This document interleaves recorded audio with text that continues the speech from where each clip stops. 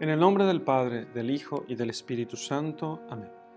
¿Qué tal, amigos? ¿Cómo están? Vamos a hacer la lección divina del Evangelio según San Marcos, capítulo 1, versículos 7 al 11. Es el Evangelio del bautismo del Señor en el evangelista San Marcos.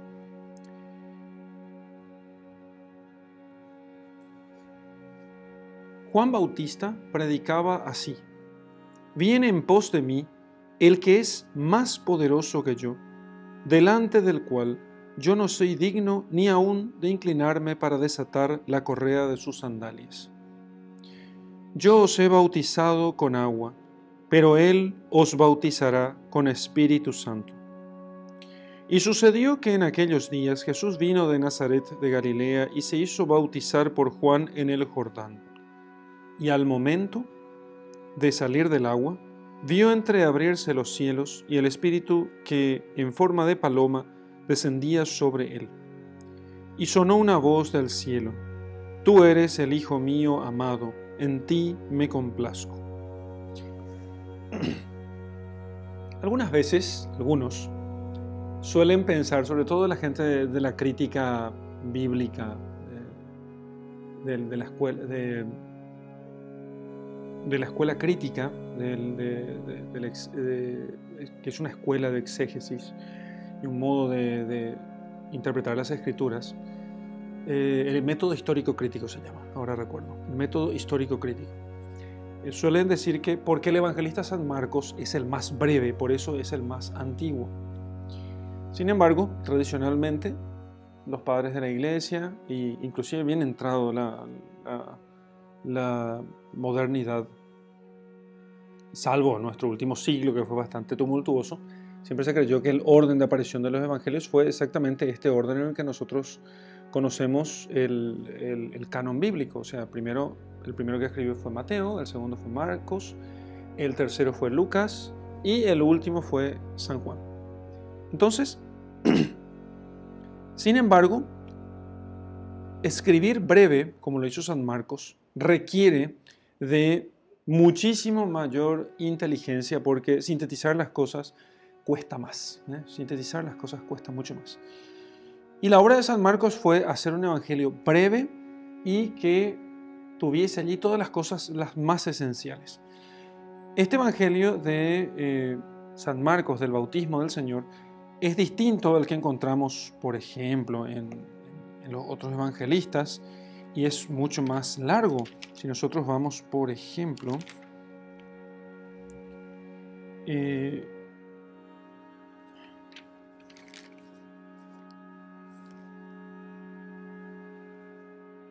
entonces tenemos, por ejemplo, el bautismo del Señor en el Evangelio de San Mateo, Mateo capítulo 3, no en el 1 como está en Marcos, en el 3, versículo 13 en adelante, un poco más detallado. Se ve un poco la discusión que hay entre Juan el Bautista y el Señor.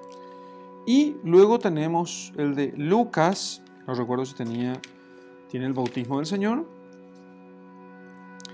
Sí, tiene el bautismo del Señor en el versículo 21 del capítulo 3 también. ¿Sí? Y es también brevísimo. Quizás el de Marcos sea el que tenga no tiene más detalles, tiene lo fundamental.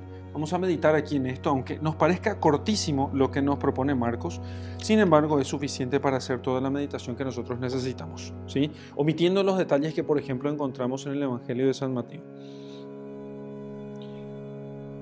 Entonces, comienza diciendo que Juan el Bautista predicaba así: Viene en pos de mí, después de mí, el que es más poderoso que yo, delante del cual yo no soy digno ni aun de inclinarme para desatar la correa de sus sandalias. Entonces, se nota que Juan es consciente de su misión de precursor del Mesías. Él es el precursor del Mesías y él sabe que él está preparando a un pueblo bien dispuesto, de tal modo que este pueblo esté bien dispuesto, bien preparado, que tenga buenas disposiciones de espíritu para poder recibir al Mesías. Porque ¿y cuál es la disposición que necesita para recibir al Mesías? Y dada la misión del Mesías que entendía Juan el Bautista comprendía cuál era la misión del Mesías, muy probablemente enseñado no solo por el Espíritu Santo, por medio de intuiciones internas, o iluminaciones interiores que podía hacer el Espíritu Santo a Juan el Bautista, también por su padre, porque su padre, el padre de Juan el Bautista, Zacarías, el marido de Isabel,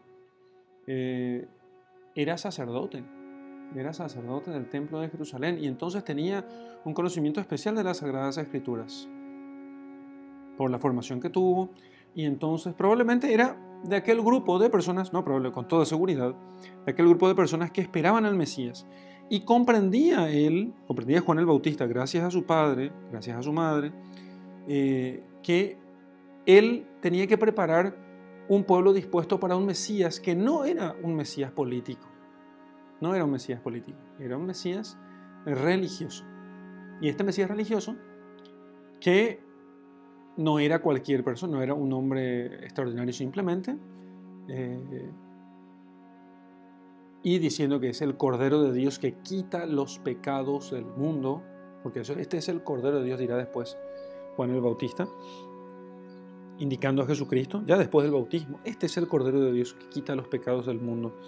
Entonces, viene después de mí, yo soy el precursor, pero viene después de mí el que es más poderoso que yo, más poderoso que yo.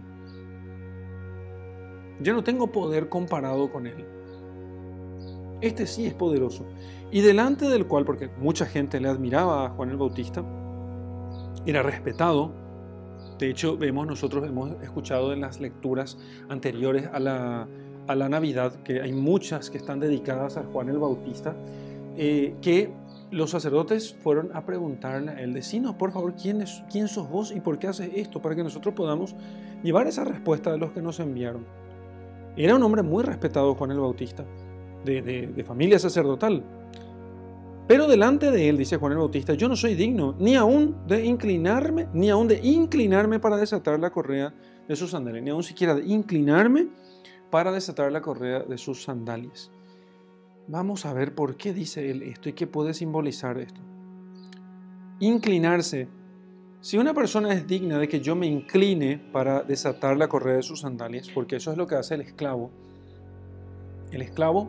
se inclina delante de su amo para poder desatar la correa de sus sandalias. Una vez que su amo viene del campo del trabajo, entonces se inclina el esclavo a poder desatar la correa de sus sandalias. Bien. Y luego echa agua en sus pies y le lava sus pies. Bien. Entonces, Juan dice que él ni siquiera es digno de ser esclavo, y eso, creo yo, que tiene correspondencia con aquellas palabras del profeta, no recuerdo si está en Jeremías o en Ezequiel o en Isaías, uno de estos grandes profetas, donde dice que delante de Dios nuestras justicias son como trapos de inmundicia. O sea, aún Dios puede encontrar mancha incluso en sus ángeles. Y estamos hablando de sus ángeles. Cuando dice sus ángeles, está diciendo que sus ángeles ya están confirmados en gracia, no pueden pecar. Y dice que pueden encontrar manchas en ellos. Manchas en ellos. ¿Eso significa que los ángeles pueden pecar? No significa que los ángeles pueden pecar. En otro sentido está diciendo que solamente delante de Dios, el ser más perfecto en el orden de las criaturas, ¿no? Que es el ángel, espíritu puro, espíritu separado, no está condicionado a las limitaciones de la materia, resulta ser que puede tener manchas delante de Dios. Porque solo Dios siendo acto puro, es perfecto. Y perfecto no solamente moralmente, como solemos decir, solo Dios es perfecto y cosas por el estilo, la gente suele decir porque es moralmente perfecto, que no puede hacer el mal. Cierto es, todo cierto es. Pero más que eso, su perfección es también, llaman los filósofos, ontológica, o sea, en su ser. No tiene las limitaciones de imperfección que tenemos nosotros. Yo tengo hambre, debo comer. Tengo sueño, debo descansar. Me puedo enfermar. Tengo limitaciones de defectos corporales, etc. Y tengo que educar el espíritu de tal modo que el espíritu pueda dominar sobre la carne. Bueno, todas esas cosas no existen en Dios. Entonces, cuando él dice, uno delante del cual yo ni siquiera soy digno de ser esclavo. ¿Quién puede ser de tal dignidad que ni siquiera sus esclavos somos dignos de ser? Entonces, él hace una alusión a la divinidad de Jesucristo. Y entonces dice, yo os bautizo todavía más. si no lo entendieron, dice, yo os he bautizado, porque bautismo significa inmersión, ¿sí? Y recordemos una cosa, la inmersión es en el agua. ¿Y qué es el agua? Y bueno, el agua es sinónimo de muchas cosas, básicamente. Rápidamente podemos pensar nosotros que el agua es sinónimo de purificación, de fertilidad, porque si no hay agua entonces no se puede fertilizar los campos, no hay alimentos.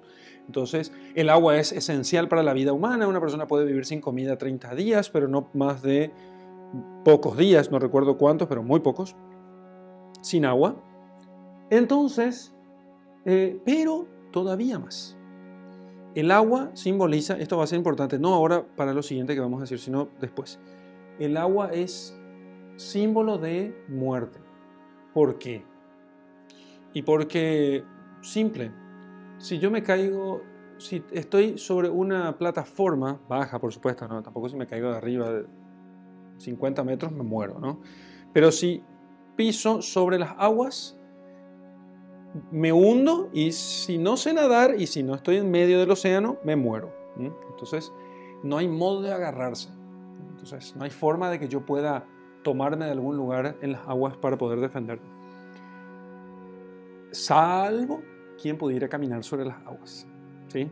Entonces, si caigo sobre tierra, me defiendo. Si caigo sobre el agua, no puedo defenderme. Y además, no hay modo de que yo ni siquiera pueda luchar. El mar es un territorio hostil para el hombre. Es un territorio hostil. Por eso el hombre hasta ahora no puede construir ciudades en el mar. Construye ahí cerca de la costa, más o menos. Se sube a un barco y está unas cuantas semanas. No puede quedarse definitivamente ahí. Puede caer un cierto tiempo, un mes, qué sé yo, submarinos los más avanzados. Pero en algún momento tiene que llegar a puerto. En algún momento. Bueno, entonces, pero él dice, él bautiza con agua, yo sumerjo con agua. Él hacía un bautismo de conversión. Pero él os bautizará con Espíritu Santo. O sea, yo les sumerjo a ustedes con agua, pero él les sumergerá con Espíritu Santo. ¿Y el Espíritu Santo qué es? Y el Espíritu Santo es el Espíritu de Dios. Eso lo entendieron los profetas. Los profetas, de hecho, son heraldos del Espíritu Santo. Entendían que el Espíritu Santo era Dios. Y claro, la comprensión acerca del Espíritu Santo fue evolucionando de a poco, pero en las Sagradas Escrituras, hoy nosotros, desde la perspectiva de la Trinidad, en la cual las tres divinas personas son un solo Dios verdadero, y ni una es más Dios que la otra, desde esa perspectiva nosotros entendemos las alusiones que se encuentran en la Sagrada Escritura acerca del Espíritu Santo. Entonces, pero ya cercano a la aparición del Mesías, la idea del Espíritu Santo ya quedaba más clara, no clarísima como en la teología católica actual, pero mucho más clara. Entonces, él adelanta, él les bautizará con una fuerza que viene de lo alto, con algo que viene de Dios. El Espíritu Santo tiene su origen en Dios. No es el espíritu del hombre, no es el espíritu de los animales, no es el espíritu de la creación, es el Espíritu Santo que viene de Dios. Entonces, él bautiza con agua en bautismo de conversión en preparación para el bautismo del Espíritu Santo que dará Jesús. ¿A qué se refiere esto? ¿Con la confirmación? No, se refiere al bautismo propiamente. El bautismo de Juan no es todavía el bautismo cristiano. Todavía no. Entonces, el bautismo de Juan tenía que ser, era un bautismo preparatorio, simbólico preparatorio para poder indicar que uno estaba arrepentido de sus pecados. Cristo es el que instituye después el sacramento del bautismo y entonces su bautismo es el que hace hijos de Dios. El de Juan es bautismo de conversión. Entonces, hecho este anuncio, sucedió que en aquellos días Jesús vino de Nazaret de Galilea, porque él vivía allí, y se hizo bautizar por Juan en el Jordán. Se hizo bautizar por Juan. Entonces, ¿por qué Jesús se hace bautizar si Jesús no necesita del bautismo? Si el bautismo es según la teología católica, post-Jesucristo, ¿sí? O la teología católica a partir de Jesucristo, ¿por qué Cristo tiene que recibir el bautismo si Cristo no tiene pecado? Si el bautismo tiene por principal efecto la remisión de la pena debida por el pecado original. Entonces, y hacernos hijos de Dios. ¿Por qué Jesús se hace bautizar? Si Él tendría que ser el Hijo de Dios, Dios de Dios, luz de luz.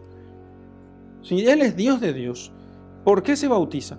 Se bautiza, dicen los santos padres de la iglesia una y otra vez, que Él recibe el bautismo para poder con ello iniciar el bautismo cristiano con el cual nos hacemos hijos de Dios. Y porque Él es el nuevo Adán, entonces Él toma el bautismo de Juan, Él mismo recibe el bautismo de las manos de Juan, pero los efectos no los da Juan, sino Cristo, como de hecho sucede en todos los sacramentos. Entonces, Cristo da el efecto a aquello. Entonces, no es que hace que las aguas con las que Juan bautiza en el Jordán tengan efecto porque Juan diga algo, sino porque justamente el hecho de que Cristo sea bautizado allí, eso es lo que le da efecto a las aguas del bautismo. Entonces, las aguas bautismales tienen efecto porque Cristo se bautizó, porque Cristo fue el que se bautizó, fue bautizado, el que se hizo bautizar por Juan. Entonces, Juan, que no quiso bautizar a Jesucristo porque notó quién era desde ese momento, sin embargo, él accede porque Jesucristo dice, tenemos que cumplir con toda justicia. Me voy a bautizar, seré bautizado, yo no necesito, tenés razón, pero bautízame porque se tiene que cumplir toda justicia. Entonces él tiene que instituir los sacramentos así, de ese modo, de tal modo que con eso comience su ministerio público. Y a partir de ahí nosotros vemos a un Cristo al que hemos de imitar. El cristiano tiene que ser como ese Jesucristo, ¿no? Entonces, él es bautizado en el Jordán. ¿Qué es el Jordán? El Jordán es la última frontera antes de la tierra prometida. Es muy interesante esto. Es la última frontera antes de la tierra prometida. Los israelitas venían por el desierto después de cruzar el Mar Rojo, llegaron rápido a la tierra prometida, pero el Señor no les permitió entrar porque no creyeron en Él, no confiaron en su providencia, temieron, blasfemaron contra Dios diciendo que Dios quería traerles a ellos de Egipto para matarlos. Entonces Yahvé no los dejó entrar. Y estuvieron ahí dando vueltas por el desierto durante 40 años, hasta que cambió toda una generación, y una generación que ya nació y creció en el desierto, es la que al final entró a la tierra prometida, porque ellos no estaban condicionados por 400 años de esclavitud. Nacieron en el desierto, tenían ansias y pasión por conquistar la tierra prometida. ¿Dónde se da el bautismo entonces de nuestro Señor? Juan comienza a bautizar en el Jordán, indicando que con eso, que es como una continuación de ese tiempo, como para indicar, bueno, yo lo que quiero es que nos preparemos para la venida del Mesías, la venida del Mesías que nos va a traer la definitiva tierra prometida, que con su reino conquistará para nosotros la tierra prometida. Entonces, el Señor, Juan Bautista, bautiza como para que, de cierto modo, digamos, bueno, entramos mal a esta tierra, reentremos a esta tierra por el bautismo, por el bautismo en el Jordán, y conquistémosla realmente con un corazón arrepentido. Por eso el bautismo tenía que ser en el río Jordán. Y de hecho, fíjense, la entrada del pueblo de Israel por el río Jordán fue con el mismo milagro que el cruce del Mar Rojo. O sea, se abrió también las aguas y pasaron a pie enjuto. O sea, se repitió el milagro del Mar Rojo. Y allí es donde Juan, el bautismo también indica justamente ese paso por las aguas. Ese paso por las aguas sin morir. Porque uno pasa por las aguas y muere. No puede uno salir caminando y sumergirse a las aguas y no morir. No somos peces, no tenemos branquias. Pero justamente el pasar por el bautismo, ser sumergido completamente y salir, es superar la muerte debida por nuestros pecados, gracias al arrepentimiento. Gracias al arrepentimiento. Esa imagen también se encuentra en Noé, en el episodio de Noé y del gran diluvio. Entonces el gran diluvio simbolizó aquel evento, simbolizó la purificación por las aguas. Las aguas son las que purifican al hombre, ¿sí? Pero no esas aguas que nosotros conseguimos al abrir la canilla, sino al abrir el grifo, ¿no? Sino que son aguas lustrales. ¿Qué son las aguas lustrales? Son aguas de luz. Eso significa agua lustral. Entonces se hace bautizar Jesús y al momento de salir del agua vio entreabrirse los cielos y el Espíritu que en forma de paloma descendía sobre él. Y sonó una voz del cielo. ¿Quién vio? Bueno, parece ser que fue Juan el Bautista el que vio, porque en otros pasajes aparece Juan el Bautista, dice que él es testigo de aquello. Yo he visto, dice, que descendió el Espíritu Santo en forma de paloma sobre él. Entonces se dan cuenta que Jesucristo culmina el bautismo de conversión de Juan el Bautista e inaugura el bautismo del Espíritu Santo, porque desciende sobre él el Espíritu Santo y lo unge, lo cubre, lo sumerge completamente. Bueno, entonces viene el Espíritu Santo en forma de paloma. ¿Por qué en forma de paloma? Una más. ¿Por qué en forma de paloma? En el Cantar de los Cantares, la paloma es símbolo de fidelidad, ¿sí? Entonces, es símbolo de fidelidad, que es a su vez símbolo de amor, porque la paloma, en la simbología bíblica antigua, la paloma simboliza el amor fiel, porque creen los antiguos que la paloma solamente procrea con una paloma, con un compañero, y no cambia de compañero aunque muera este. Entonces tienen ojos solos para uno. Y el Espíritu Santo no es otra cosa que el amor del Padre y del Hijo. Entonces, que el Espíritu Santo descienda como paloma de los cielos y unja y sumerja al Hijo en el momento del bautismo, simboliza el amor que el Padre tiene al Hijo. Y ese amor entre el Padre y el Hijo es el Espíritu Santo. Ese amor del Padre y del Hijo es el Espíritu Santo. Por eso toda la obra de Dios es amor, es caridad. Todo lo que Dios hace es amor. Y aún la misma condenación es amor. Uno dirá, ¿por qué amor es condenación? ¿Y por qué amor? Porque un amor, ¿ya vieron ustedes un amor despechado? Hacer todo por amor y que no te den bolilla.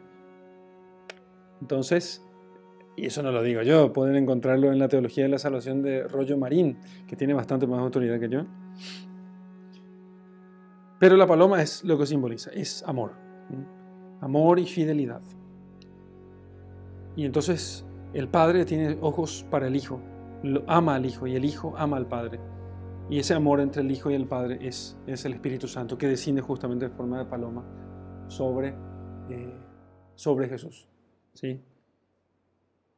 Y sonó una voz del cielo. Tú eres el Hijo mío amado, en ti me complazco. Tú eres el... Bueno, entonces esta paloma que simboliza lo que enseguida nosotros escuchamos. La voz del Padre que dice, tú eres el Hijo mío amado, tú eres mi Hijo, en ti me complazco.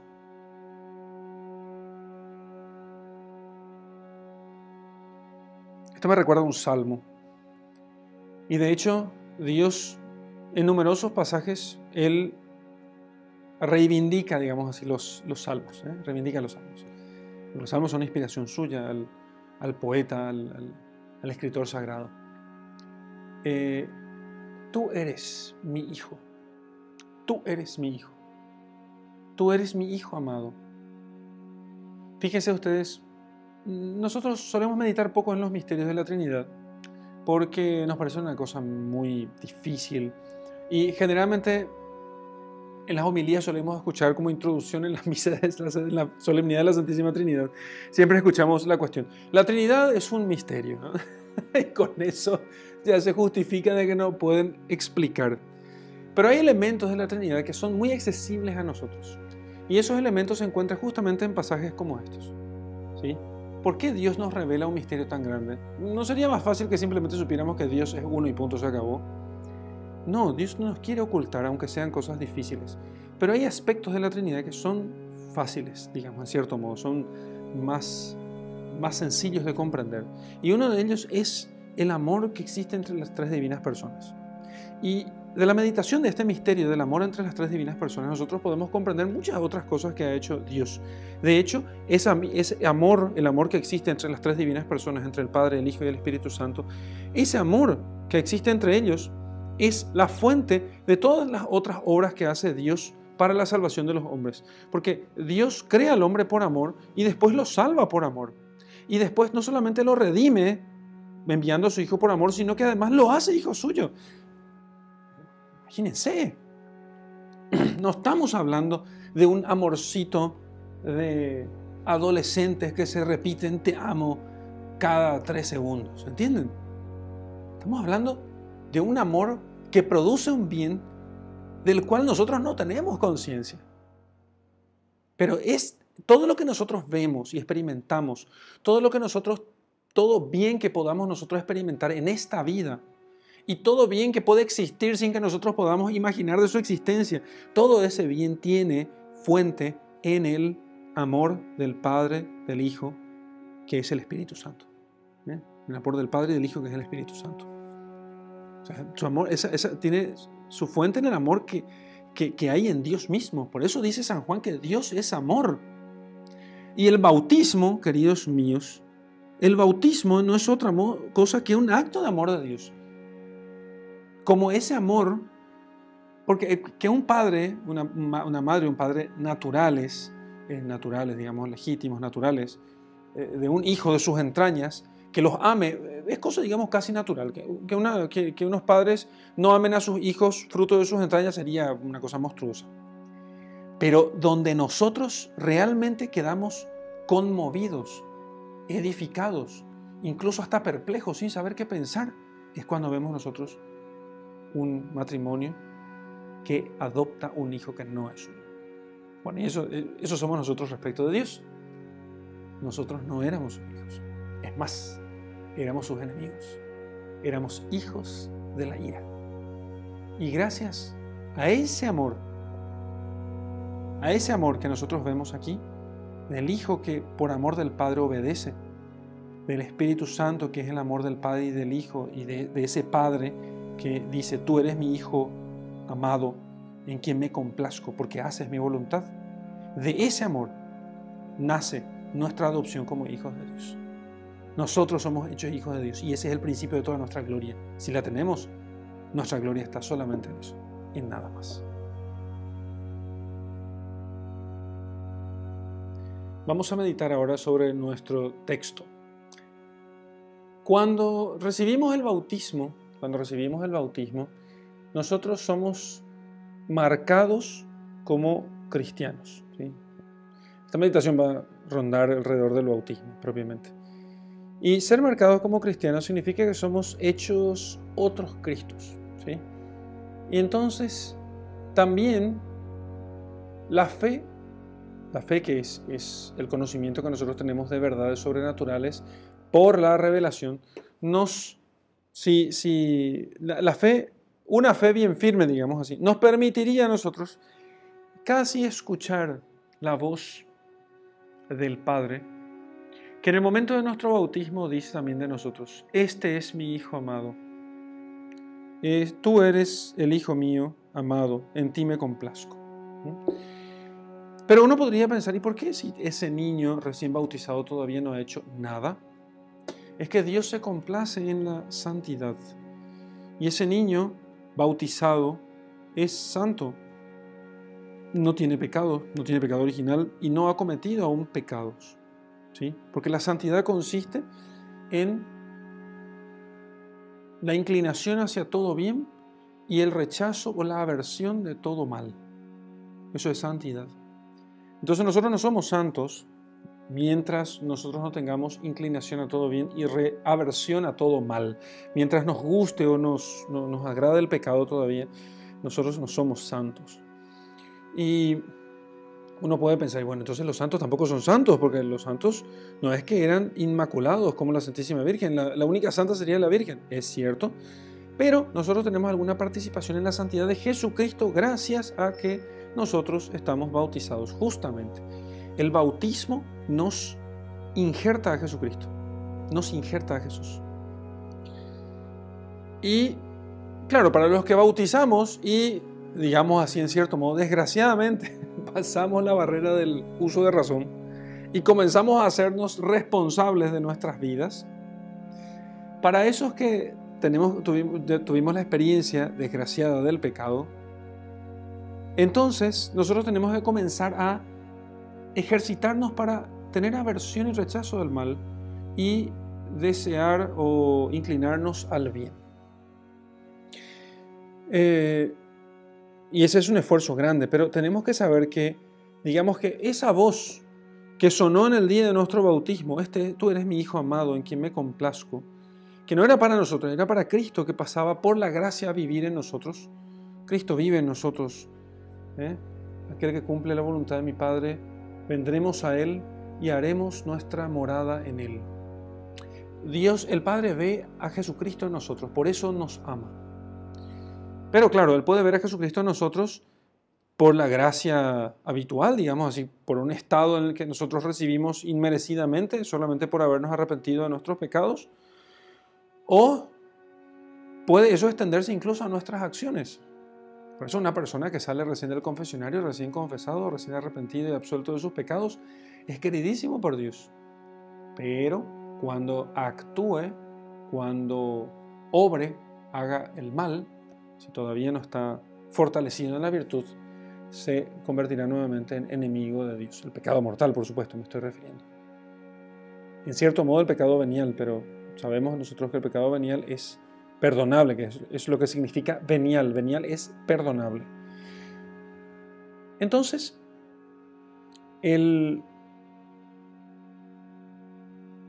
nosotros tenemos que hacernos dignos de esa expresión, de esa declaración del Padre. Tú eres mi Hijo amado, en ti me complazco. ¿Se complace Dios en mí? ¿Se recrea Dios en mí? ¿Se complace? No, no por mis pecados. Dios ciertamente me ama, pero Dios no puede amarme, digamos, no que Dios no ame a todas sus criaturas, digamos, a todas sus criaturas, solo que nosotros no tiene su complacencia en nosotros. Podría decir, tú eres mi Hijo amado, pero no me complazco en ti, porque por nuestros pecados nos hacemos enemigos de Dios. Por eso decimos que Dios no puede perdonar a una persona si no se arrepiente, porque si Dios perdonara al que no se arrepiente, entonces sería como que una persona fuera al mismo tiempo amiga y enemiga. Dios dice, te perdono y sos mi amigo. Pero la persona no está arrepentida de sus faltas. Entonces, la persona no quiere reconciliarse realmente con Dios. Entonces, si no está arrepentida de sus faltas, de aquel mal que hizo, y como ese mal no puede estar en la presencia de Dios, si está apegado a ese mal, resulta que Dios le perdona, pero él no quiere estar donde está Dios. Entonces, se torna contradictoriamente amigo y enemigo al mismo tiempo. Eso no sucede en Jesucristo, porque Dios lo ama y Jesucristo hace la voluntad del Padre. Mi alimento es hacer la voluntad del Padre. O sea, yo vivo para hacer la voluntad del Padre. Entonces el Padre se complace. Por nuestra ignorancia, por no decir otra cosa más grosera, algunos pueden pensar que Dios así es una especie de tipo ególatra y cosas por el estilo, porque solo quiere que se haga su voluntad. No estamos hablando de Pepe Honguito de la esquina, por Dios. Estamos hablando de Dios. Estamos hablando de Dios. Dios que no puede querer el mal y solamente quiere el bien. Claro que Dios, que es el creador de todas las cosas, y no por su poder solamente, sino por su sabiduría, puede Él solamente querer el bien y rechazar el mal, todo mal. Y entonces, por eso querer que nosotros hagamos siempre su voluntad. No es egolatría de Dios, es la naturaleza divina. Entonces, Dios se complacería en nosotros. Se complacería en nosotros si nosotros también fuéramos como Él. Sed santos como Dios vuestro Padre es santo.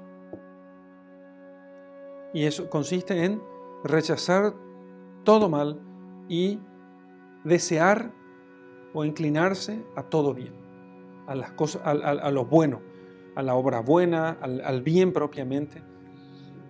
Entonces, y eso, cuando dice el Padre eso nos hace sus hijos, y porque de hecho el bautismo lo que hace es adoptarnos como sus hijos, adoptarnos a nosotros como sus hijos, y nos eleva a nosotros a un orden al cual nosotros no estábamos, en el cual nosotros no hemos nacido. Siempre repito, y me gusta repetir esto en los bautizos que celebro, que es lo siguiente. Bueno, hermanos, este niño no era hijo de Dios, era solo criatura de Dios. Ahora, por el bautismo, por la gracia del bautismo, por la providencia de Dios, por su amor misericordioso e infinito, ahora Él es también hijo de Dios y puede llamarle con derecho, en cierto modo podríamos decir, o sea, con razón podríamos llamarle Padre.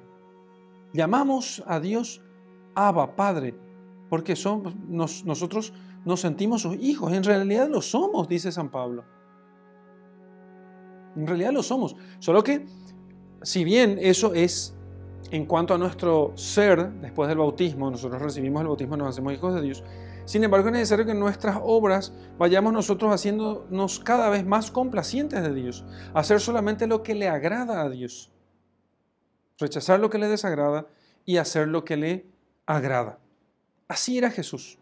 En el bautismo de Jesús, lo que está haciendo el evangelista Mateo, Marcos y Lucas, que nos presenta esto, Juan no lo escribe porque ya los otros evangelistas lo escribieron, entonces él lo que hizo fue completar lo que en los demás faltaba, es decirnos que no nos hicimos cristianos por el bautismo, sino para vivir agradando a Dios.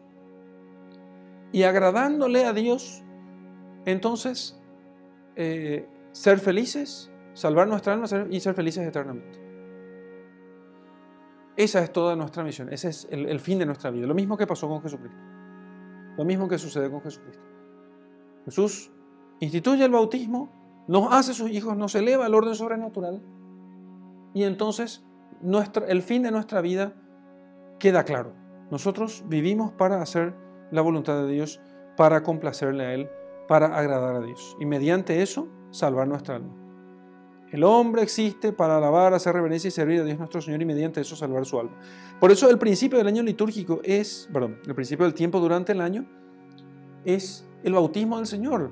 Por eso el principio de su ministerio público es allí, porque ahí comienza Él a predicar el Evangelio, llamando a la conversión, a que los hombres se hagan hijos de Dios, a que entren a ser parte de su reino. El bautismo es la puerta de entrada a todos los demás sacramentos. Sin bautismo ninguno de los otros sacramentos vale. Por eso es tan importante que el bautismo se celebre conforme con su materia y forma correcta, o sea, con agua y diciendo las palabras: yo te bautizo en el nombre del Padre, del Hijo y del Espíritu Santo. Esa es la puerta de entrada a todo lo demás, la puerta de entrada al reino. Si podríamos nosotros, podríamos poner un portal, un pórtico de entrada y allí colocar una fuente y decir que la entrada a esta ciudad, el que entre a esta ciudad santa, purifíquese en esta fuente, beba de esta agua, hágase como uno de nosotros, porque el agua tiene esa condición. Uno bebe el agua y el agua hace parte de uno, ¿sí? Pasa a ser parte de su organismo, de su cuerpo. Entonces, beba de esta agua, hágase uno de nosotros. Esa es la imagen del bautismo. Meditemos finalmente en nuestra obligación de vivir como hijos de Dios. Meditemos finalmente en esa obligación de vivir como hijos de Dios. ¿Y qué es lo que tenemos que hacer para vivir como hijos de Dios? Cumplir los mandamientos, así como Jesucristo. Ejercitar las virtudes, así como Jesucristo. Amar a Dios sobre todas las cosas, del prójimo como a uno mismo, así como Jesucristo. En fin, imitar a Jesucristo en todo. Imitar a Jesucristo. ¿Por qué? Y porque somos hijos de Dios. Somos hijos amados de Dios. Y Dios también quiere complacerse en nosotros. Quiere ver a Jesucristo en nosotros. El Padre en realidad solo puede complacerse en Jesucristo, en su Hijo, porque su Hijo es la imagen de su sustancia, ¿no? La imagen de sí mismo. Pero si nosotros imitamos a Jesús con nuestras obras, y además estamos bautizados, o sea, no solamente las obras imitan a Jesucristo, sino que además nosotros tenemos la gracia habitual o santificante que nos hace parecidos a Jesucristo, nos da rasgos parecidos a Jesucristo, entonces, claro, el Padre se complacerá en nosotros. Y todos los santos y sus ángeles. Y nos convertiremos realmente en templo de Dios. Que ese es el fin. Y toda la meditación del tiempo ordinario, del tiempo durante el año y de todo el año, está centrado justamente en eso. La Navidad, el Adviento nos dijo, Dios viene. Cuando vino, Dios con nosotros. Y ahora, a partir del bautismo, Dios en nosotros. Dios en nosotros. Porque quiere complacerse en nosotros. Por el cumplimiento de los mandamientos, por el ejercicio de las virtudes, por el amor a Dios y al prójimo, por la imitación de Jesucristo. Hasta aquí nuestra meditación. Vamos a dirigirnos a Dios para poder, en primer lugar, agradecer nuestro bautismo y hablar con Dios un poco acerca de nuestras fallas en la complacencia que Él debería encontrar siempre en nosotros. Señor, te doy gracias por hacerme hijo tuyo. Te agradezco porque me has hecho hijo tuyo y porque me has llamado a participar de tus dones divinos. Te doy gracias porque me amas. Meditando en ese amor, en el amor que me tienes, no puedo sino moverme también a amarte más. ¿Por qué no amarte si me amas tanto? Y si al amarme me hiciste tu hijo, me concediste dones, me diste por lo menos la gracia de poder agradecerte y de poder ver que me has hecho tu hijo. Te pido, Señor, que perdones mis muchos pecados, porque me doy cuenta de que me diste un modelo y estoy culpablemente muy lejos de ese modelo. Ese modelo es Jesucristo, tu Hijo. Y ese modelo me lo diste en el día de mi bautismo, cuando me impusieron un nombre cristiano y cuando me sellaron con un fin completamente superior a mi naturaleza humana. Y te comprometiste conmigo para poder ayudarme, para poder guiarme hasta llegar a ti. Te pido perdón porque he sido muy infiel hasta el día de hoy y porque muchas veces, quizá la mayoría, no te complaciste en mí. No encontraste a tu Hijo Jesucristo en mí. Muy por el contrario, no me parecía yo a un servidor de Jesucristo, sino más bien a un servidor de Satanás. Por eso te ruego, Señor, que perdones mis pecados y me limpies de toda mancha. Y me comprometo, Señor, a hacer penitencia por todas mis faltas. Y te pido, Señor, que renueves en mí la gracia del bautismo, de tal modo que pueda yo ser un cristiano de verdad, que puedas encontrar en mí la imagen de tu Hijo y que pueda decir yo un día con San Pablo, ya no vivo yo, es Cristo quien vive en mí. Gloria al Padre y al Hijo y al Espíritu Santo, como era en el principio, ahora y siempre y por los siglos de los siglos. Amén.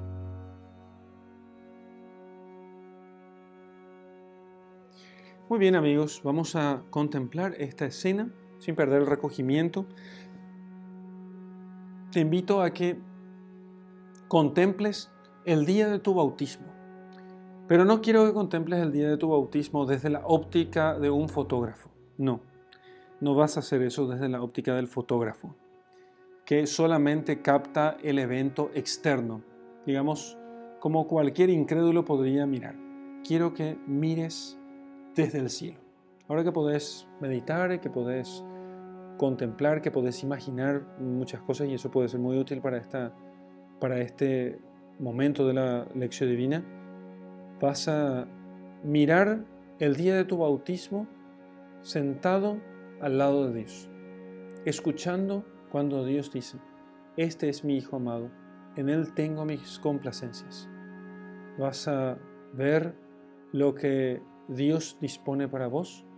Mirar a los ángeles que vuelan alrededor tuyo, alrededor de tu alma, que está pura y limpia a imagen de Dios, hecha a imagen y semejanza de Dios, pero ahora purificada y sellada con la fuente bautismal. Vas a ver a Cristo mismo en tu alma, como un sello, como una marca. Es su cruz, es su luz en tu corazón. Esa velita encendida en el cirio pascual, esa vela no es otra cosa que tu alma. Cristo, el cirio pascual, la columna de fuego que guía a su pueblo por el desierto, Él te enciende con su luz y enciende su propia luz en tu alma y te hace partícipe de la naturaleza divina. Entonces vas a mirar eso sentado al lado del Padre y entonces en esa contemplación preguntarás al Padre: ¿qué quieres que yo haga? Me he bautizado, me hiciste tu hijo. ¿Qué te complacerá de mí? ¿Qué te puede complacer de mí? ¿Cómo puedo complacerte? Y te dejo con mi bendición. En el nombre del Padre, del Hijo y del Espíritu Santo. Amén.